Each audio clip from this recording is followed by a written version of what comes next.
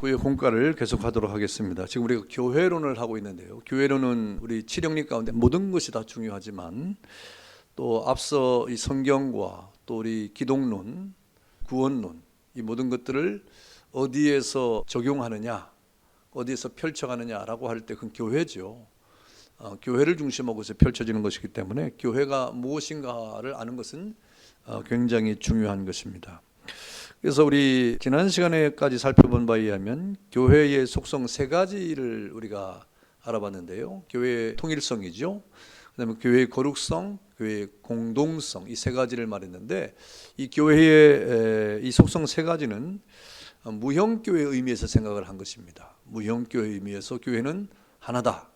교회가 여럿이 있는 것 같지만 보이지 않는 교회로서 교회는 하나고 보이지 않는 교회는 거룩성이 있고 거룩한 교회고 보이지 않는 교회로서의 교회는 이 공동성, 공회의 성격을 가지고 있다 하는 것을 우리가 공부를 했습니다. 오늘부터 살펴본 것은 교회의 3대 표지인데요. 이것은 겉으로 드러나는 것이죠. 그러니까 유형교회의 속성을 말하는 것입니다. 그래서 오늘부터 살펴볼 교회의 3대 표지는 유형교회 면에서 고찰을 하는 것이다 하는 것을 우리가 생각해야 되겠습니다. 교회가 분명히 하나로 있는 동안에는 이 교회의 참된 표지가 사실은 필요성이 거의 느끼지 않았습니다. 예루살렘 교회가 하나가 있을 때는 이 교회의 표지에 대해서 그렇게 심각한 이 필요성을 느끼지 못했던 것이죠.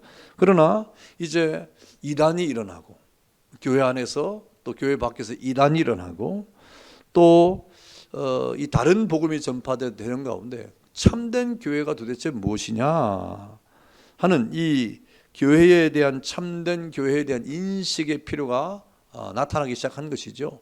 지금도 교회가 교회라는 이름으로 성경을 전한다고 하는 명목으로 얼마나 많은 유사 기독교가 많이 있습니까? 그런 유사 기독교, 유사 교회들에 대해서 그러면 이 교회가 정말 어떤 교회가 참된 교회냐? 어떤 교회가 참된 진리를 전하는 것이냐 하는 것을 우리가 이렇게 구분할 필요가 생겨났던 것입니다. 이러한 이 교회 표지에 대한 필요성은 이미 초대교회부터 나타났어요. 초대교회도 이단이 있었죠. 다른 복음을 전하는 우리가 바울 서신에서 보면 다른 복음에 대해서 얼마나 강력하게 이 사도 바울이 이렇게 이 말을 하고요. 또 이 다른 복음을 전하는 것에서 얼마나 하나님의 징계가 있을 것이다, 진노가 있을 것이라고 말씀하지 않습니까?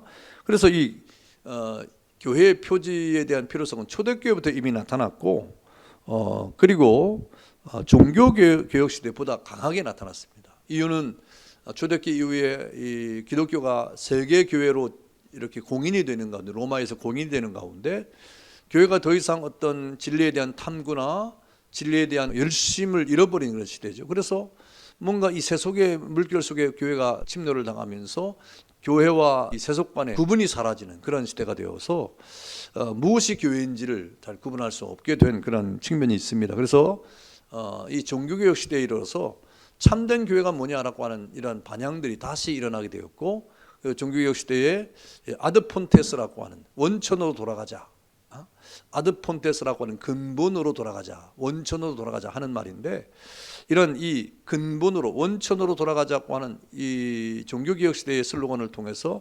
초대교회의 예수님께서 말씀하신 복음의 근원을 찾아가는 이것이 바로 종교개혁 운동이라고 할 수가 있는 것이죠. 그래서 이 종교개혁 시대에 보다 강하게 나타나는 것이 바로 교회의 표지의 문제였습니다. 교회의 3대 표지가 필요한 것은 이 지상의 유형교회는 전투하는 교회죠. 싸우는 교회. 이 교회 안에서의 어떤 분란을 말하는 것이 아니라 죄와 싸우고 비진리와 싸우고 세속의 물결과 싸우는, 그래서 이 교회가 거룩성을 지켜야만 되는 그런 전투적인 교회이기 때문에 때때로는 사탄의 미혹에 빠질 수도 있고 또 여러 가지 이 세속의 물결에 물들 수가 있게 된 것이죠.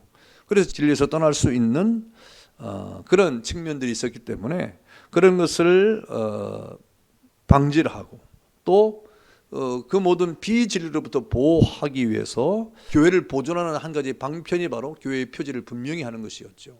그래서 종교개혁자들은 하나님께서 교회를 보존하시는 한 방편으로 교회가 반드시 따라야 할 진리의 표준이 무엇인가를 생각한 것이고 그것을 하나님께 표준을 주었다고 생각한 것입니다.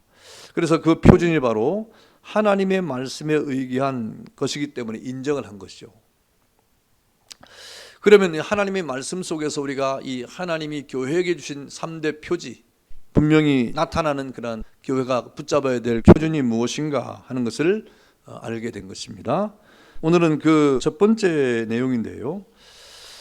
그 첫 번째는 뭐냐면 말씀에 참된 전파입니다. 말씀에 참된 전파. 그리고 두 번째는 성례의 정당한 시행이죠. 성례라고 하는 것은 세례와 성찬인데요. 이 성례의 정당한 시행, 그 다음에 이 권증의 신실한 시행입니다. 권증.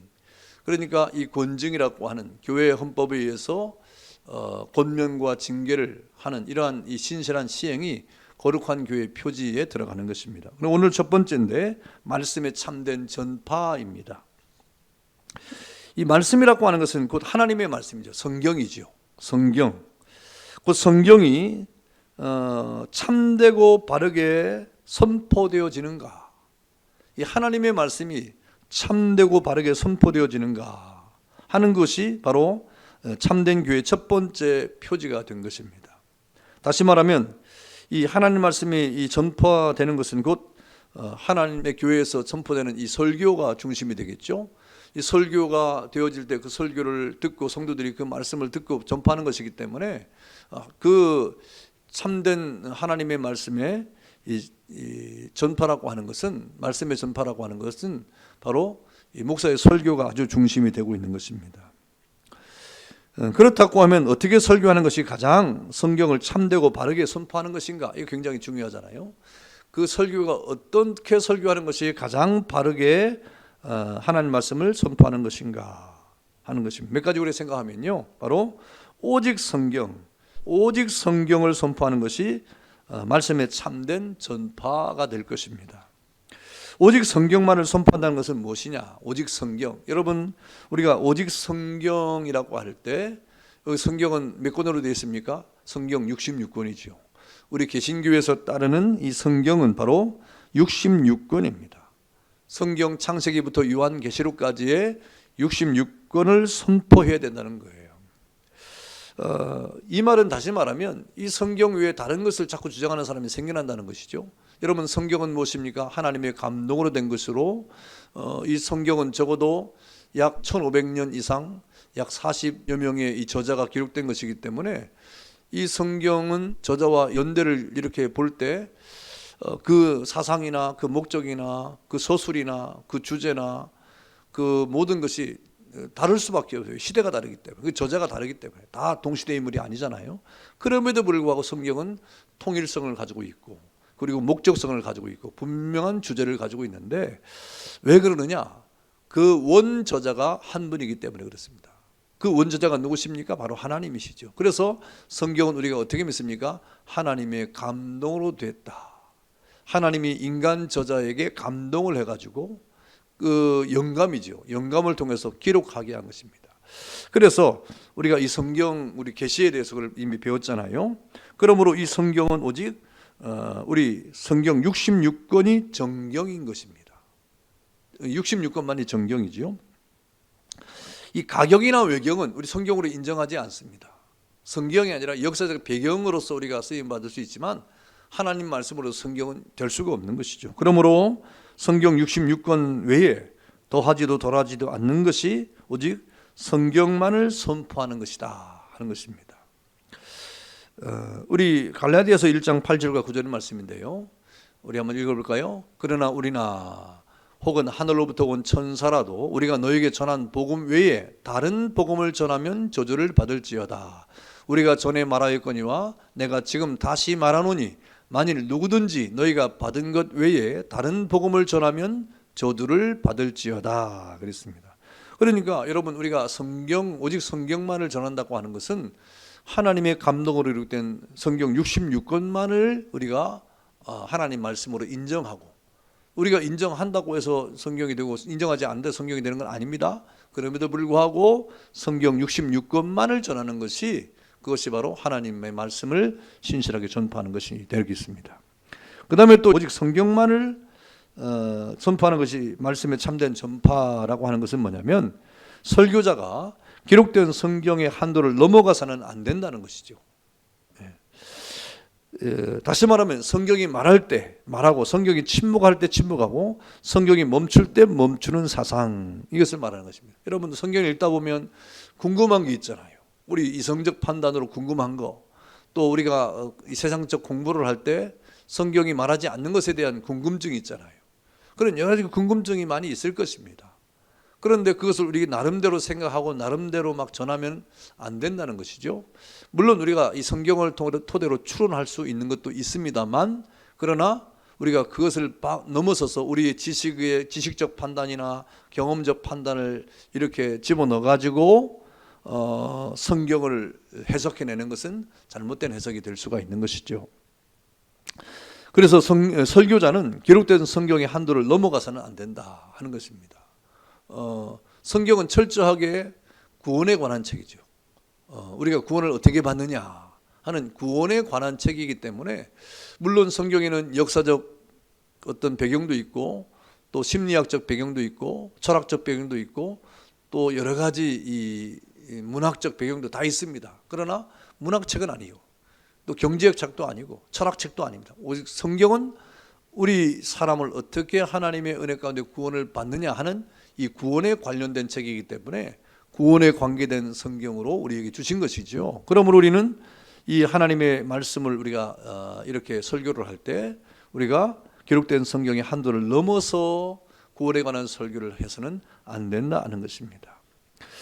고린도전서 4장 6절의 말씀을 보니까 이렇게 말씀했습니다. 중간에 생략을 하고 이는 너희로 하여금 기록된 말씀 밖으로 넘어가지 말라 한 것을 우리에게서 배워 서로 대적하여 교만한 마음을 가지지 말게 하려 함이라 그랬습니다. 기록된 말씀은 밖으로 넘어가지 말라. 괜히 우리가 교만한 마음을 가지고 내가 배운 거, 내가 경험한 거, 그것이 마치 성경인 것처럼 그렇게 과장하거나 호도해서는 안 된다 하는 것입니다. 오직 성경을 전한다는 것은 또 무엇입니까? 이 설교자의 경험이나 종교의식에 치중해서는 안 된다고 하는 것입니다. 그것은 바로 주관성에 빠지기 쉬운 거예요. 자기의 어떤 경험, 자기 종교의식, 자기가 경험한 영적인 어떤 경험, 이런 것들이 성경을 해석하는 주된 그런 방법이 되면 안 된다는 것이죠. 그러면 자신의 어떤 주관성에 빠지기 쉽기 때문에 그것을 결코 해서는 안 되는 것입니다. 그 다음에 네 번째는 뭐냐면 기복적 사상으로 흘러서도 안 된다 그랬습니다. 그래서 오직 성경으로라고 하는 것은 기복적으로 해서도 안 되는 거예요. 이 성경은 무엇입니까? 성경을 기록하고 성경을 전하고 하는 목적이 뭡니까? 바로 예수님이 누구신가를 알려주는 거죠. 성경은 예수님 누구십니까? 하나님의 아들 그리스도임을 알게 하는 거예요. 그 다음에 그 예수님을 믿게 함으로 우리에게 영생을 얻게 하기 위해서 성경이 기록됐고 또 성경을 주신 것입니다. 그 성경의 목적이에요. 그 목적을 가지고 우리가 설교를 하는 것이 합당하다. 기복적으로 예수 믿으면 복을 받아가지고 뭐 잘 사는 사람도 있지만 못 사는 사람도 있잖아요. 가난하게 사람도 있잖아요. 사는 사람도 있잖아요. 그러니까 기복적으로 뭐 이걸 믿으면 뭐가 된다. 뭐 이렇게 자꾸 기복적으로 가면 안 되는 거예요. 성경은 우리가 예수를 따르려고 하면 고난도 받아야 된다고 했습니다. 그러니까 뭐 예수를 믿는다고 여러분 하나님 앞에 복을 받는 것이 뭐냐? 영혼 구원이 있는 거예요. 구원 얻는 것이 복이라 이 말입니다. 근데 이외에 다른 것을 자꾸 보태면 안 되는 것이죠. 우리나라에 여러분 60년대, 70년대, 80년대를 통과하면서 기복 시간이 왕성했습니다. 왜 그러냐면 그때 가난한 시절이잖아요. 가난한 시절. 그때는 가난한 시절이기 때문에 경제적인 성장이 막 이루어지는 시대예요. 그래서 예수를 믿으면 복 받는다는 것이 어느 정도 사회성과 함께 맞았어요. 그러니까 예수 믿으면 복을 받는구나 이렇게 생각했어요. 그런데 90년대 이후에 지금 2020년대를 통과하고 있지 않습니까? 지금은요 경제 성장이 아닙니다. 지금은 경제 성장이 다 지났어요. 경제도 성장을 아주 우리가 급속하게 성장하는 것이 아니라 지금 경제에 어떤 살 빼기 운동을 하는 겁니다. 지나친 살을 빼고 그래 슬림화 해가지고 건강한 경제를 이루는 그런 시기 때문에 예수를 믿으면 돈 많이 벌고 복 받는 그런 시대가 아니에요 지금. 그래서 안 맞아요. 여러분 그런 예수 믿는다고 하는 것은 단순히 물질적으로 복을 많이 받는다는 것이 아니라 예수를 믿음으로 우리가 하나님 앞에 얼마나 믿음을 가지고 주의 복음을 전하느냐 하는 거기에 있는 것이죠. 결국 예수 믿는 것의 축복이 무엇입니까? 구원받는 것이라는 것입니다. 그래서 요한복음 20장 31절에 기록에 보니까 오직 이것을 기록하면 너희로 예수께서 하나님의 아들 그리스도이심을 믿게 하려 함이요 또 너희로 믿고 그 이름을 힘입어 생명을 얻게 하려 함이니라 그랬습니다. 그래서 여러분 이 오직 성경만을 전하는 것이 말씀의 신실한 전파, 참된 말씀의 전파가 되는 것이죠. 두 번째는 뭐냐면 오직 성경을 전해야 되고 그 다음에 성경 전부 스크립처 토탈입니다. 성경 전부를 선포하는 것이 말씀의 참된 선포이다, 전파이다 그랬습니다. 여러분 성경 전부를 선포한다는 것은 뭡니까? 여러분 성경은 구약과 신약이 있잖아요. 이 구약과 신약이 있고 성경 66권이 있잖아요. 그 모든 전부를 하나님의 말씀으로 믿고 선포해야 된단 말이에요. 근데 우리가 요한 예를 들면 사복음서만 예수님 말씀이니까 예수님 말씀 이것만 우리가 많이 전하자 이러면 또 안 되는 거예요. 구약도 하나님의 말씀이에요. 신약도 하나님의 말씀이에요. 여러분 초대교회 그런데 어떤 사람은 이렇게 갈라디아서 같은 거는 지푸라기 서신이라 그래가지고 그것은 예수님께서 특별히 하신 말씀이 아니라 그래가지고 사복음서만 전하는 그런 사람들도 있었습니다. 잘못된 이단에 빠지게 되는 것이죠. 그래서 우리가 성경 66권 신약과 구약 전부를 선포하는 것이다. 여러분 성경 이 구약과 신약은요 하나님의 구속의 역사예요. 하나님이 이 땅에 하나님의 역사를 어떻게 구속의 은혜로 이끌어 가시는가 하는 구속의 역사이고 언약의 역사입니다. 그러므로 참된 교회는 설교를 할 때 어떤 목사님이든지 성경의 어느 부분에 치우치지 않고 성경 전부를 선포해야 되는 거예요.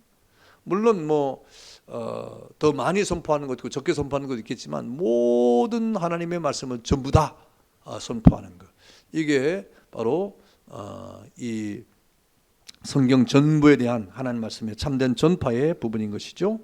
디모데후서 3장 16절에 보니까 뭐라고 했습니까? 모든 성경은 하나님의 감동으로 된 것으로, 구약만 아니고 신약만이 아니고 모든 성경입니다. 하나님의 감동으로 된 것으로 교훈과 책망과 바르게 함과 의로 교육하기에 유익하다 그랬습니다.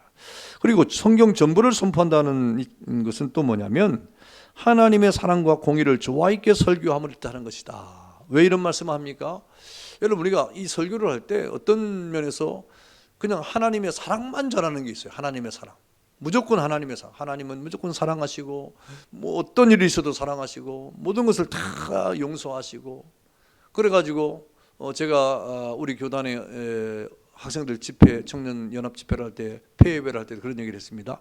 하나님은 하늘에 계신 우리 할아버지가 아니라 이 말입니다. 모든 것을 다 용서하면서 오늘 하루 너만 행복하면 돼 하는 식으로 이렇게 모든 것을 관대하게 대해주시는 분은 결코 아니라는 것입니다. 마치 우리 집에 손님이 왔을 때 그 손님을 공손하게 접대하는 집주인 정도의 하나님이 아니라 이 말이에요. 하나님은요 우리를 얼마나 사랑하시지만 때로는 우리의 모든 이 잘못에 대해서 얼마나 공의롭게 모든 것을 행하시는 분인지 몰라요. 그래서 우리가 이 성경 전부를 선포한다고 하는 것은 하나님의 사랑도 우리가 선포하지만 또 하나님의 공의도 선포해야 된다, 설교해야 된다는, 조화 있게 설교를 해야 된다는 말이죠. 그래서 하나님의 공의도 죄인에게 임하고 하나님의 사랑도 죄인에게 임하는 것입니다. 그래서 우리에게 하나님의 사랑도 임하지만 공의도 임하는 거예요. 하나님의 공의는 죄인에게 진노로 나타나는데 그것이 죄인을 대신한 예수의 대속 사건에서 적중되지 않았습니까? 그것이 바로 대속의 십자가 사건이죠. 그래서 이 십자가는 하나님의 공의와 사랑에 입맞추는 지점이다. 그래서 예수 십자가의 사건은 하나님의 사랑의 극치이고 또 예수 십자가의 사건은 하나님의 공의의 극치예요. 그래서 예수 십자가는 우리의 죄를 사하는 그런 사랑의 그런 표시이기도 하지만 또 우리의 죄를 심판하시는 하나님의 표시도 되는 거예요. 그래서 하나님은 죄를 간구하지 않는다는 것입니다. 그래서 성경에 하나님과 우리의 관계를 뭐라고 합니까? 제가 몇 가지 설명했어요. 뭡니까? 토기장의 비유죠. 우리를 토기를 빚는 것처럼 하나님 우리를 빚으시기를 원하시는, 하나님의 목적대로 빚는 거예요. 하나님이 원하시는 대로 빚기를 원하시는 거예요. 내 뜻이 아니라. 우리는 그대로 빚어져야 되는 겁니다.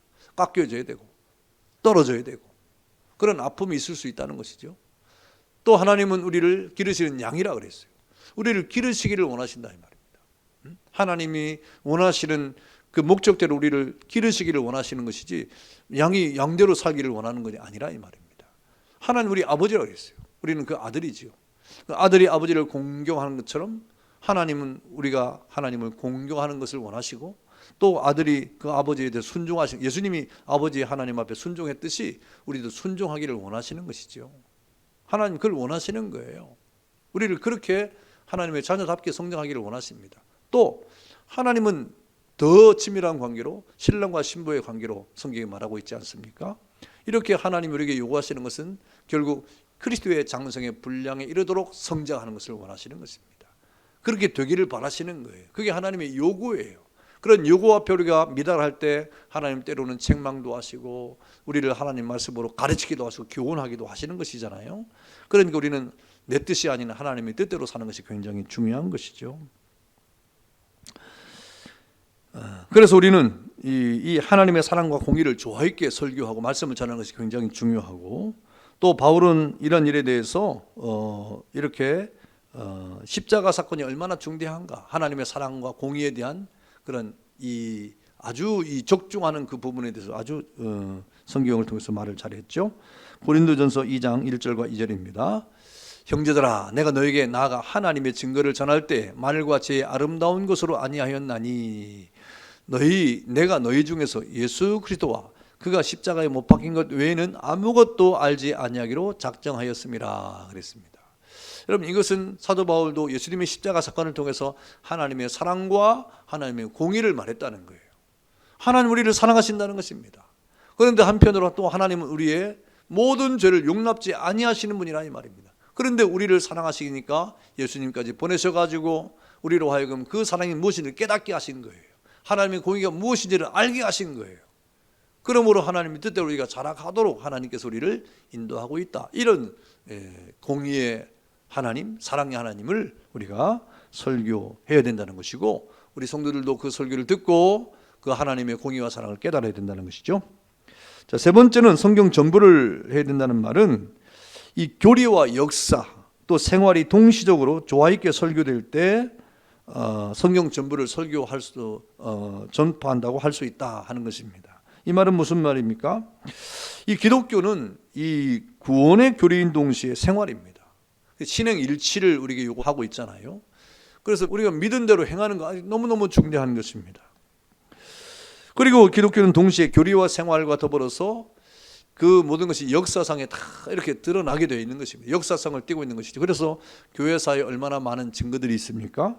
그러므로 역사와 교리와 생활이 연결될 때 균형 있는 설교가 되는 것이다 그랬습니다. 그러니까 여러분, 우리가 무엇을 믿는다고 할 때 교리만을 우리가 붙잡고 있는 것이 아니라 그 교리를 어떻게 됩니까? 생활에 적용해야 돼요. 삶을 살아가야 되는 거예요. 그 삶을 살아갈 때 그것이 역사가 되는 것입니다. 그것이 개인의 역사면 개인의 역사가 되는 것이고, 그것이 교회의 역사면 교회의 역사가 되는 거예요. 그래서 여러분, 그 믿음이라고 하는 것은 하나님 말씀이 우리에게 나타난다고 할 것은 개인의 인격에 하나님의 말씀을 붙잡는 것에서부터 그것이 삶으로 나타나는 것, 그리고 그것이 이제 개인의 역사로 또 교회의 역사로 채워져 가는 것이죠.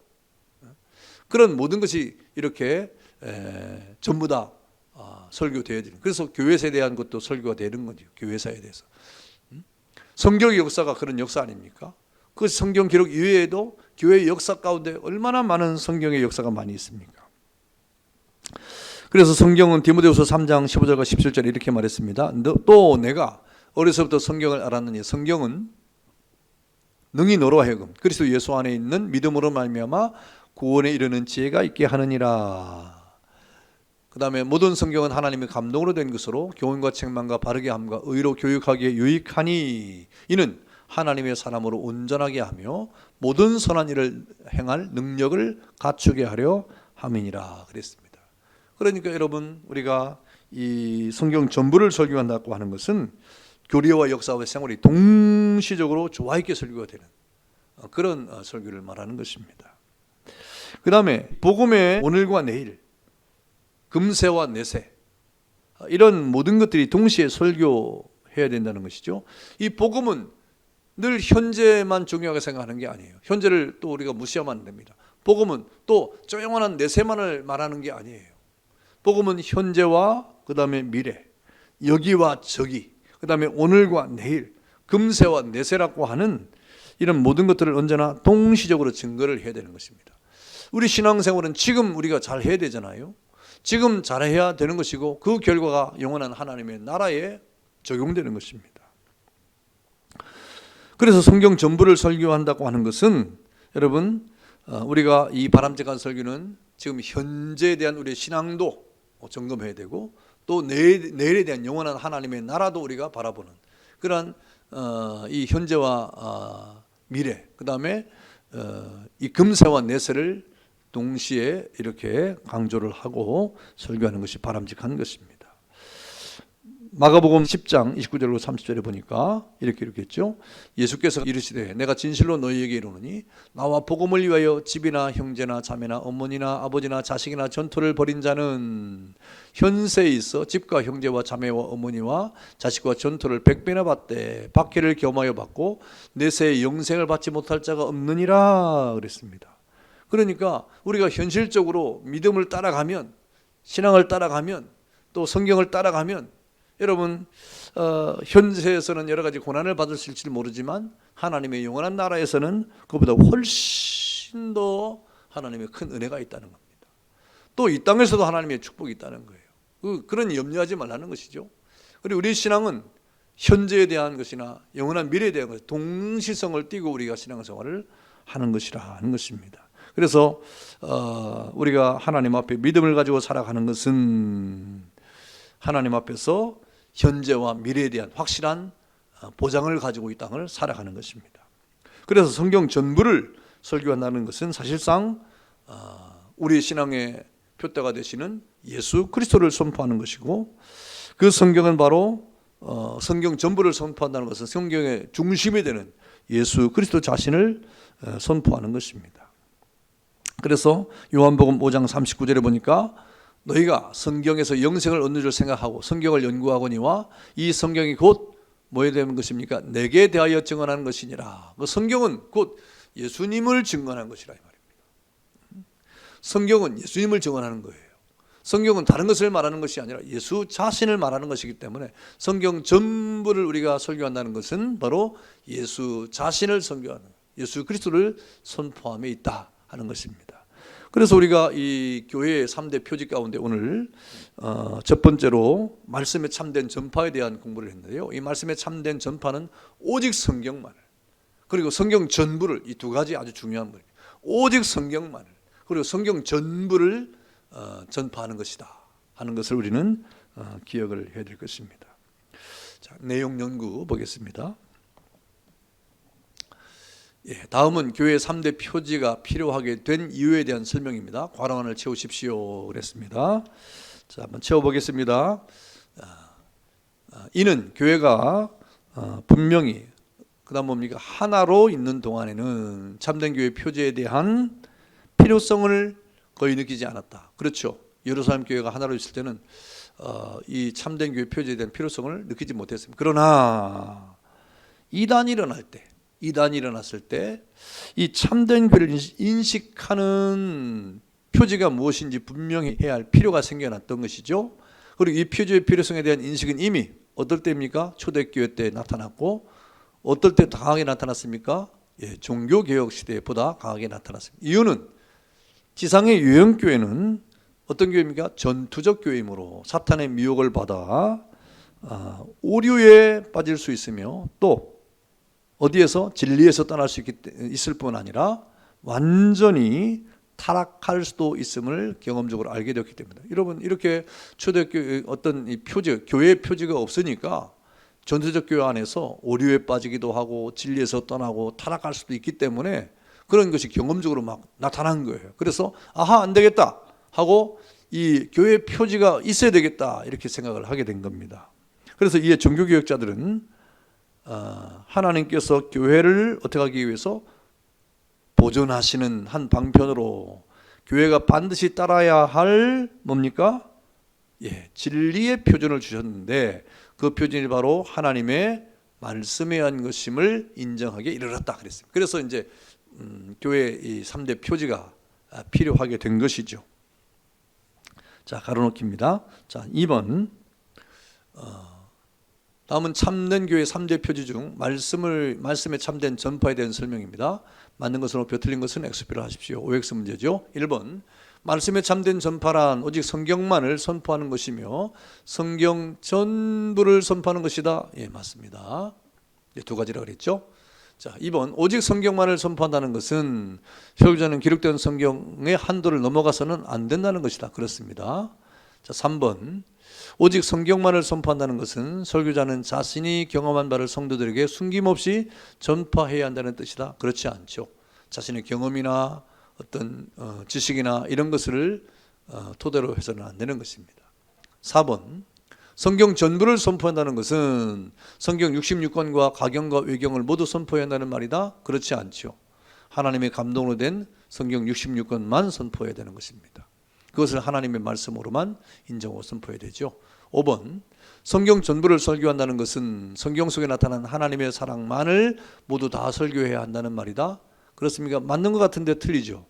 우리가 하나님의 사랑만이 아니라 하나님의 사랑과 하나님의 공의를 다 설교해야 되죠.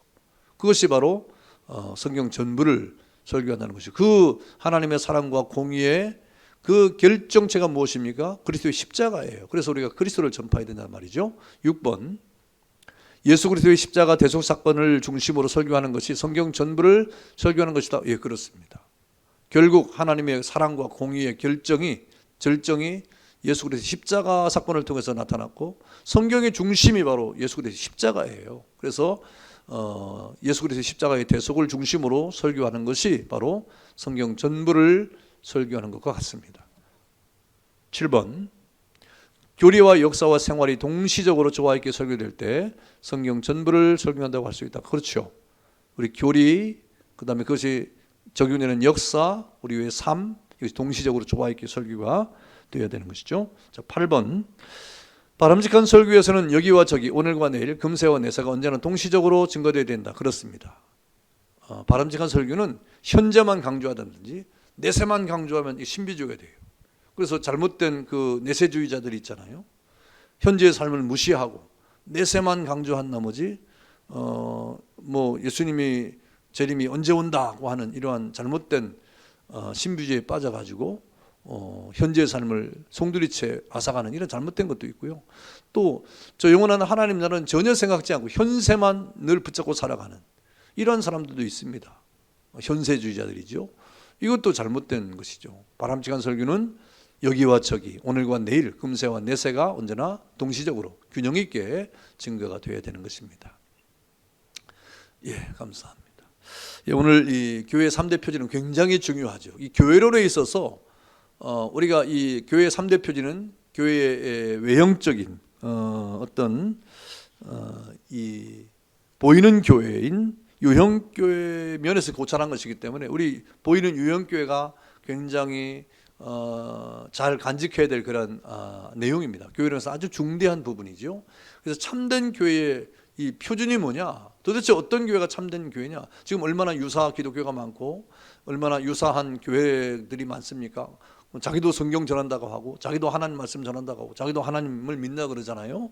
그런데 정말 우리가 이 참된 교회가 뭐냐고 하는 것은 이 3대 표지에 대한 분명한 견해가 있어야 됩니다.